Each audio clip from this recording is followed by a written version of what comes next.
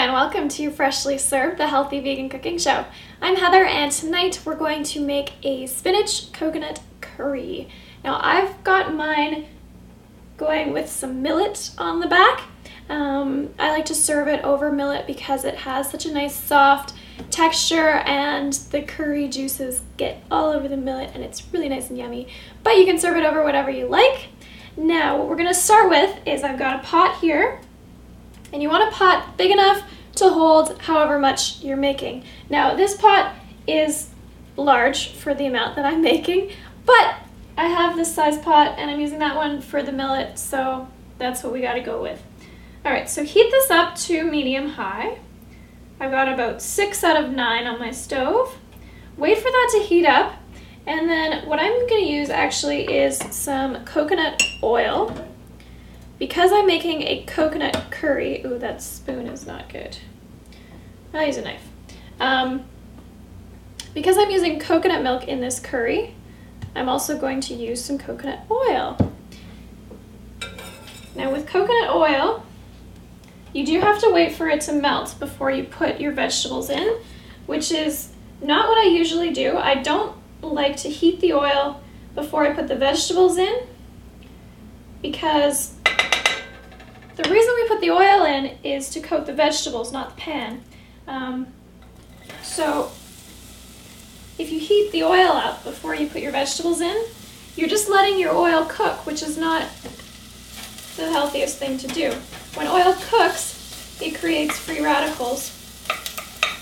And the longer it cooks, the more it creates. So we want this to have as little time as possible in contact with just the pot. So what I'm doing is I'm stirring it around the onions so that it coats them and it cooks the onions rather than cooking itself.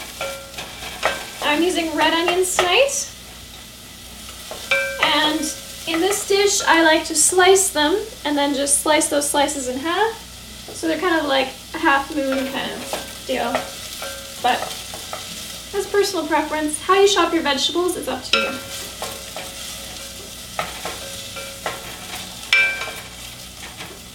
Okay, so let those cook just a little bit. You want them to soften up, and then we're gonna add the spices to this dish. All right, so these onions have softened up, and while they were doing that, I've chopped up my greens, and I did call this a spinach coconut curry. I'm cooking this with chard. Either one is fine. I wasn't sure if anyone would try it if I called it charred coconut curry. Sometimes that intimidates people. So whatever type of green you want to use. All right, and then once these are softened, you're gonna add the spices, and I've got some ground ginger. Now yes, fresh ginger is lovely, but if you can believe it, the market across the street from me was out of ginger today. And I thought, you know, some people don't like to buy fresh ginger, so for those of you who don't, you can use ground.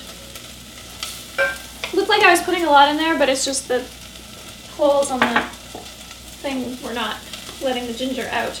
I've got some coriander, and I've put approximate amounts in the recipe, but as always, just go with however much you like of each of these spices. I've got some cumin.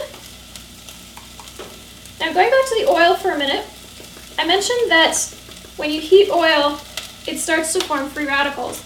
Now, the different types of oil will be more stable at heat. Coconut oil is a saturated fat, which we normally associate with, oh, and this is turmeric. Normally, coconut oil is saturated fats are associated with heart disease, but that's not necessarily the case. And some saturated fats can be good for you. In this case, when you are sauteing onions, coconut oil, because it's a saturated fat, is more stable molecularly. So when you put it at heat, it doesn't form as many free radicals as, say, flax oil. Flax oil is very unstable.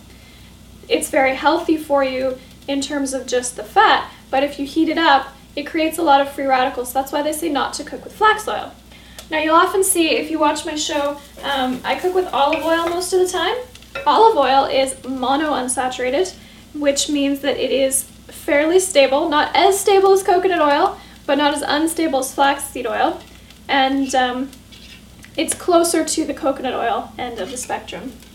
Okay, so once you've got your spices in there, you're going to, well, actually first, I'm going to add the greens. And you're going to add these and let them wilt.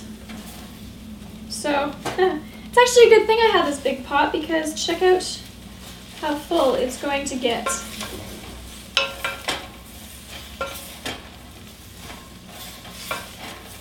So if you just stir these around a little bit, you can add a little bit of water here just to steam them slightly.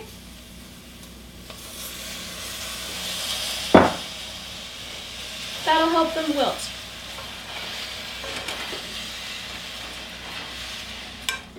Alright, so you can see that that wilts right down nicely and now fits in my pot. So once you're there, the next thing you're going to do actually is add some salt. Help bring these flavors together. And I'm using my salt grinder today that has salt crystals as well as dried kelp in here.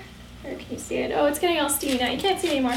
Anyway, the kelp brings extra minerals to the salt, as well as making it salty without as much salt. That might have looked like a lot, but I was also adding for the coconut milk that I'm going to put in next. And it's kind of a slow salt grinder. So once you've got that mixed in, you can add the coconut milk.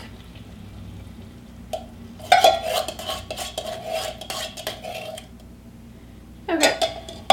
And I'm using light coconut milk because it has less fat. The difference between light and full fat coconut milk is, well, first of all, a lot of fat. And second of all, as long as you get a good coconut milk, look at the ingredients. So if I look at the ingredients on mine, and I'm using Thai Kitchen, which yes, comes from Thailand, but they don't make coconuts where I live. Okay, so the ingredients are water, organic coconut milk, and guar gum. Now, water is the first ingredient on the light coconut milk. I looked also at the ingredients on the full-fat coconut milk, and the first ingredient was coconut milk, the second ingredient, water, the third ingredient, guar gum. They put those in order of how much of a proportion they make up of what's inside. So this one has more water than coconut milk, but it's basically the same stuff. So all it means is it's been watered down. And guar gum is a natural occurring plant-based product. So whether they're using a good guar gum in your particular brand of coconut milk, I'm not sure, but it's definitely vegan. So no need to worry about that. And you know, I don't use coconut milk that often, so I'm not too concerned about it. So give this a stir, and what you want to do is just let it simmer for a few minutes, and then you're going to serve it over whatever you like. You can have it over some baked zucchini would be really nice, or some mashed potatoes, or what I'm doing is with some millet. You can also add some beans to this dish, so if you wanted to add some cooked lentils, you could just throw them in, cook them separately, and put them in the dish, or whatever type of bean you want to add. Lentils go really nicely with curries because they're an Indian type of bean. But anyway, very flexible dish, and what I'm going to do is serve it over the millet, and I've got some almonds toasting in the oven that I'm going to put on top. Cilantro, fresh cilantro, of course, is always nice. You can stir that in at the very end. So I hope you enjoy. You can find the recipe at healthyveganrecipes.net. I'm Heather, and this is Freshly Served.